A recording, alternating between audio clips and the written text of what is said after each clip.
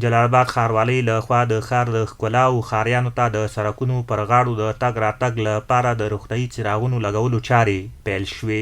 د جلال آباد ښاروالۍ تخنیکي او سکتوري چارو رئیس د دې پروژې د پرانیستې په مراسمو کې وویل د لایټینګ دغه پروژه به د ښار په ټولو ناحیو کې ترسره کیږي. په دې کال کې 15 پروژې شاملې وي.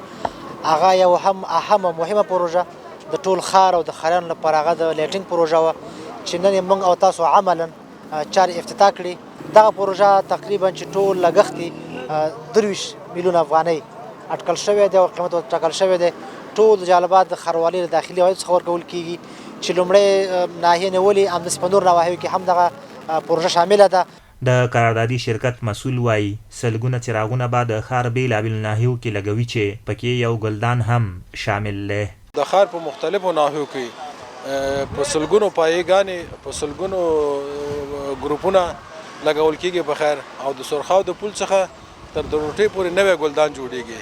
په نوی ګلدان کې مکمل د لایټینګ سیستم دی، ګلوناس پایګانې دي او ډیر معیاري کار روان دی په خیر. د جلال آباد ښار اوسیدونکي د جلال آباد ښار او ناحیو کې د لایټینګ سیستم په لګولو خوښتي او زیاتوي. دې سره به عامو خلکو ته د شپې لخوا په تګ راتګ کې اسانتیاوې رامنځته شي.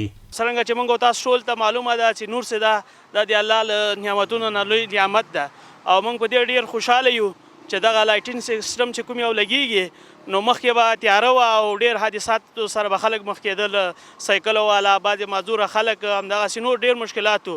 نو دې لایټینګ سره چې ده انشاءالله دغه د رڼایي روشنایي مشکل به حل شي.